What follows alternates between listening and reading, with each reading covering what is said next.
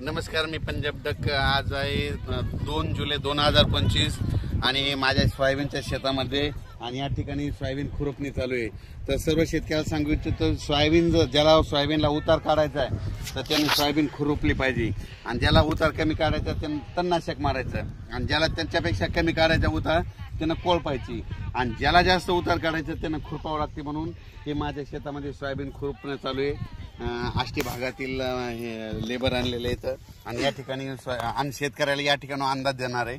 राज्यात आज आहे 1 जुलै, 1, 2, 3 जुलै दरम्यान राज्यात भाग बदलत पूर्व विदर्भ, पश्चिम विदर्भ, मराठवाड्यामध्ये पूर्व 6 5 11 जिल्ह्यात पूर्व आणि पश्चिम विदर्भ भाग बदलत पाऊस पडणार आहे। मराठवाड्यात देखील पडणार आहे। सांगायचं झालं तर हा पाऊस बीड जिल्ह्यात देखील आहे, लातूर जिल्ह्यात देखील पडणार आहे, धाराशिव देखील जिल्ह्यात पडणार आहे, परभणी जिल्ह्यात देखील आहे, हिंगोलीकर देखील आहे, म्हणून हा अंदाज आहे। पण राज्यात सांगायचं झालं तर नांदेड जिल्हा, हिंगोली जिल्हा, वाशिम जिल्हा या ठिकाणी भाग बदलत पाऊस पडणार आहे, म्हणून हा अंदाज लक्षात, म्हणजे 3 जुलैपर्यंत हा पाऊस पडणार आहे, म्हणून हा अंदाज लक्षात येतात। राज्यातल्या सर्व शेतकऱ्याला सांगू इच्छितो की जसे वेगवार बसेल तसे शेतीचे कामं करत राहा। पाऊस दररोजच पडत राहणार आहे, म्हणजे एकदम असा बंद काही होणार नाही, म्हणून सर्व शेतकऱ्यांनी हा अंदाज लक्षात घ्यायचा। तर राज्यातल्या सर्व शेतकऱ्याला सांगू इच्छितो की बीड जिल्ह्यात काही भागात पडला, आज ह्या 2, 3, 4 जुलैपर्यंत तिकडे देखील काही भागात पाऊस पडत जाईल। त्याच्यानंतर नगर जिल्ह्यात देखील आज बऱ्याच ठिकाणी पाऊस पडत जाईल।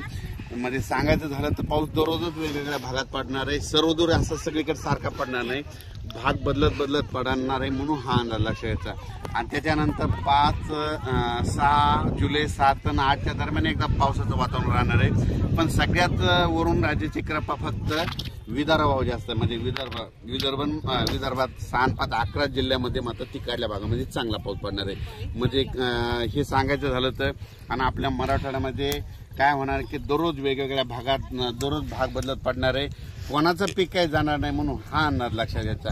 आणि अचानक वातावरणात बदल झाला तर लगेच एक मेसेज दिला जाईल।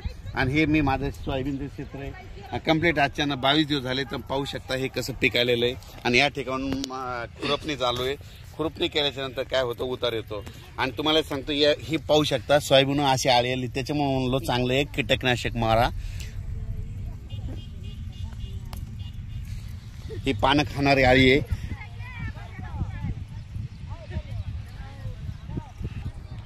तर त्या आळीबद्दल एक चांगलं कंपनीचं कीटकनाशक मारा, त्याच्यामुळे कंट्रोल होईल नसता पानं खाणारी ती आळी आहे, म्हणून ही सगळ्यांनी लक्ष द्यायचं। पण राज्यात मात्र कोकण पट्टीतला घाटमाथ्यावरला पाऊस ते मात्र चालूच राहणार आहे। त्यांनी द्राक्ष बागायतदारांनी तुम्ही तुमच्या फवारणीचा तयारी ठेवा, कारण की तुमचा पाऊस काय बंद होणार नाही।